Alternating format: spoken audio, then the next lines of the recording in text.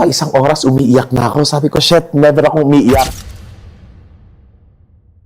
Actually, doon sa company where I was working, na-introduce sa amin yung mga ganitong klaseng awareness program. And when I took it in the corporate setting, I fell in love with it. Sabi ko, ito yung gusto kong gawin, no? Kaso lang hindi ko alam kung paano, no?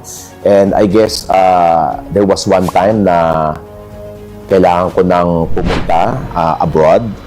And nagugulat lang ako, marami akong suicidal attack, ang dami kong tendency panic. At sabi ng boss ko, sabi niya, alam ko ano yung pinagdadaanan mo. Okay, believe it or not, go attend this program. And I went there. Okay, ang yabang-yabang ko pa. Feeling ko kasi parang re-recruitin ako ng parang power. Kasi ganun yung energy, di ba? Feeling entitled kasi parang sino to, di ba? Kasi syempre, di ba, parang in the end, whether you like it or not, maghuhusga talaga. And sabi ko, mga loser to, mga ganito.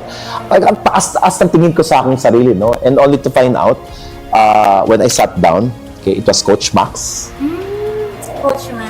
Wala pa isang oras, umiiyak na ako. Sabi ko, shit, never akong umiiyak. Hindi ko pinapakitang vulnerable ako, hindi ko pinakitang weak ako, pinakitang strong ako, wala akong pakialam, ano pakiramdam mo. Kasi nga, it's really out there, crushing it, up until little did I know, I was crushed deep inside.